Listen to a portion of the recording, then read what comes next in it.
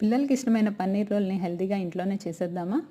ముందుగా బౌల్లోకి ఉప్పు, కారం, ధనియా పౌడర్, గరం మసాలా పౌడర్, పెప్పర్ పౌడర్, జీరా పౌడర్,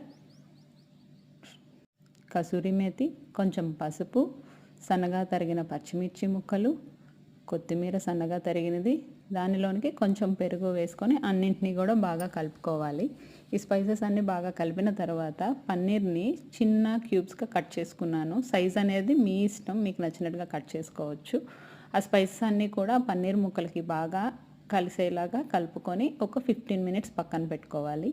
నెక్స్ట్ ఒక ప్యాన్లోనికి ఒక స్పూన్ నెయ్యి వేసుకొని దానిలోని ఒక స్పూన్ అల్లం వెల్లుల్లి పేస్ట్ వేసి అది ఫ్రై అయిన తర్వాత మనం ముందుగా మ్యారినేట్ చేసి ఉంచుకున్న పన్నీర్ స్టఫింగ్ని కూడా వేసుకొని అది కొంచెం కుక్ అయిన తర్వాత టమాటో, ఆనియన్, క్యాప్సికమ్, క్యారెట్ ఇలాగా ముక్కలుగా తరిగి కొంచెం హై ఫ్లేమ్లో పెట్టుకొని డ్రై అయ్యే వరకు టాస్ చేసుకొని పక్కన పెట్టేసుకోవాలి. నెక్స్ట్ నేను బేస్ కోసం చపాతీని పరాటాలా ప్రిపేర్ చేసుకున్నాను.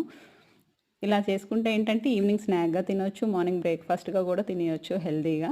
నెక్స్ట్ ఆ చపాతీ పైన ఈ పన్నీర్ స్టఫింగ్ వేసి కొంచెం టమాటో కెచప్, ఫ్రెష్ క్రీమ్ వేసుకొని ఆనియన్స్ కూడా సన్నగా తరిగిన వేసుకొని రోల్ చేసుకొని ఎంజాయ్ చేసేసుకోవడమే. Thanks for watching.